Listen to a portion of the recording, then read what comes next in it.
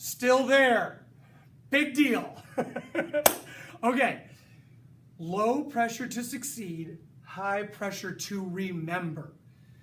Okay, there's no point in getting these different fields through experimentation, filing them away, if you forget to use them in scrimmages and or games. If the only time we can get these different new things that you're not awesome at yet out of you, we need you to practice a few times in game-like situations so that you can become awesome and nonchalant and comfortable doing them and successful, is if you actually use them outside of drills where we say do this or die.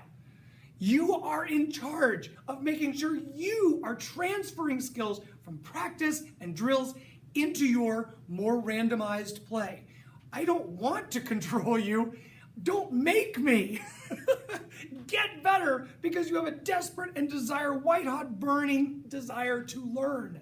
And that burning desire assists you in remembering because, this is what the journals are for, you are obsessive about learning this next step that you're just really bothered you haven't figured out yet. Okay, so let me make this make more sense. The middles, God bless the middles. It is such a terribly difficult life for them right now. They're working so hard. I have been there. I was a middle. I get it. It's difficult. Even when middles do everything right, they still get things wrong and they don't get to succeed sometimes. But in the beginning, when they don't know how to do things and they've done things another way for a long time, it's really hard. Here we go.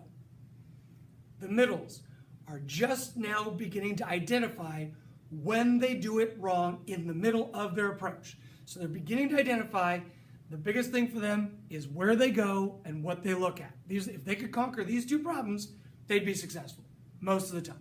Not every ball would be passed well enough to get a set, but they would have done their part right without having made a gross error. The middles are already realizing they're in the wrong place as it's happening, and they're already realizing, kind of as they're about to hit, crap, I wasn't looking at the ball, I was looking at the center, I feel lost. When I feel lost, that means I blew it. Griff's about to yell at, kid! And then there I come and yell at him. Because there's only two things they have to get right to be amazing. Where they go and what they look at, and they really can do it. Timing's not that hard afterwards. But it's so hard because they've done it in a different way for so long. So they are currently under high pressure to remember. They are not under high pressure to succeed. I don't get on middles for sucking. I get on middles for forgetting. To do new and difficult, different things that are only difficult when you forget. Looking at a ball is not hard. We all proved that when we threw the ball and had you hit it with no setter. It's not hard to look at the ball. But when there's a setter there, they forget and they do what they're comfortable with. They stare at the setter, they're now underinformed, and they feel stupid. And the poor middles watching this, they get it. They're like, stop! But you, middles, remember, I can do this for setters, I can do this for liberos, outsides. You want to talk? How about clapping? What do you think that is? That's you not remembering to do something else. Anything else. And experiment and see what works. Talk to your coach. File it away. You guys, you can learn better and faster and more effectively, and you can become better than kids you've never been better than. You can redeem yourself for having been maybe, if you've never been seen as somebody that's the best, that's what I want for you. This is how people that get to be known as the best are doing it. It's all of today's stuff. It's why it stayed up here. They're learning faster than you. I can't give you a bigger body. I can help you get a more effective brain. So, low pressure to succeed. You don't have to be perfect. You better remember, because you can't do some things without doing them the way amazing people do them, even though it's hard and different. Remember, success will come later. There we go. And so that brings me to the weirdest sounding part of the day. I need you to remember to remember. Okay, we're experimenting. Different field, different things. Good things, file them away as good. Bad things, file them away, don't use them again. Great. Remember to do these things. You know, you don't have to be perfect. You don't have to be awesome. You don't have to succeed every time, but you do have to remember to do them. The way, and this sounds weird, I've done this for years. The way I've gotten kids to remember to do things is I've said to them these simple words. Hey kid, remember to remember what you're working on. Remember to remember what you're trying to do. Remember to remember how you reprioritized. I will give all these things away if I can have this one thing. Like Middle's where I go or what I look at. That's why there's no pressure to succeed. There is pressure to remember. Sometimes you just have to remember to remember. And that's the first step in you becoming good at whatever it is. Hey, clappers, remember to remember. It's not that hard. It's not a skill, it's a decision. You're just letting yourself forget. You're forgetting to remember. That simple thing called wait for an exact to the inch read before I move my hands. Part of it's because you don't trust it yet. Try watching somebody amazing. They're only going early if they have a read early. Or they haven't been trained and they're just really athletic. That happens a lot. But if you watch Bill and I and Pepper, the only time we're moving our hands early is when we've already got our read. We are remembering, because we went through this painful process of having to give up all the digs and just stand there and let balls fly by us as we learned how much amazing amounts of time you have to just go get this ball if you're not moving this much. Remember to remember.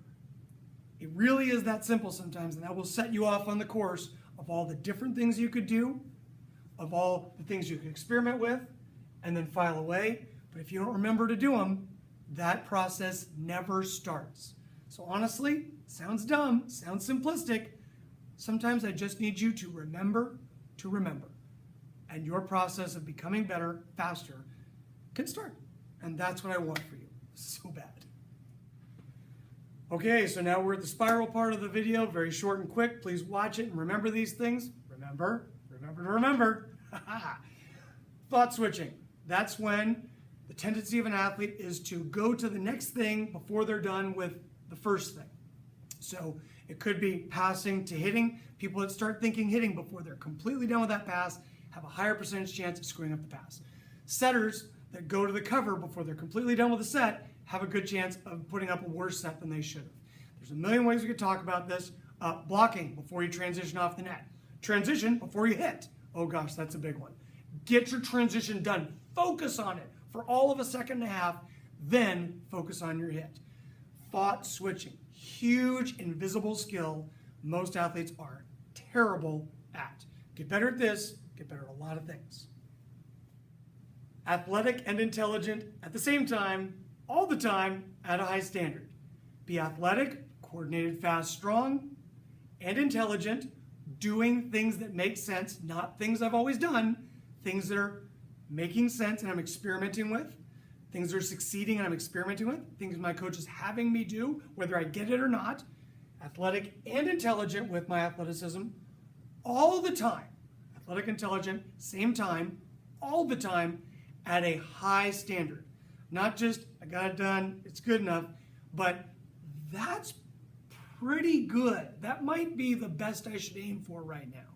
But I'm aiming for something, not just some random ball up in the air. Set, that's pretty good. I think I'm okay with that range of 3 to 5 feet.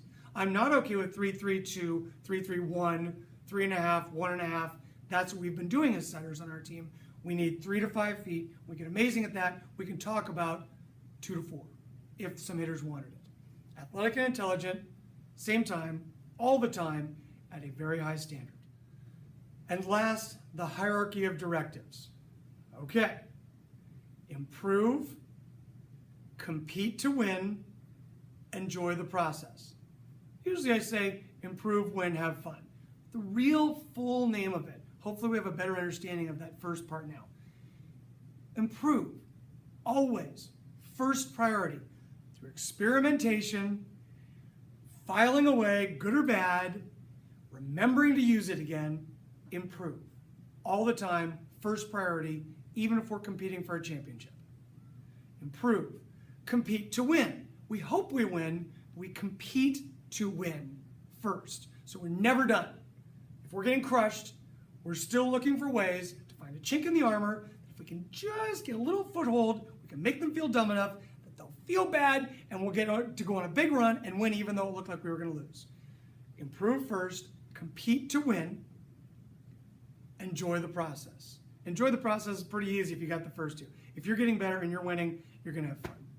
If you're getting better and we're not winning, we can still enjoy the process. If we're not getting better and we're not winning, nobody's going to enjoy this year. So I can't control the winning. I can control your opportunities to learn. So we can get 2 of these 3 taken care of 100% of the time. Improvement and enjoying it. If we're doing those 2, the winning should also take care of itself. But you know what? Winning really is pretty important. It's number 2 on the list. Improve, compete to win, enjoy the process. We'll see you later.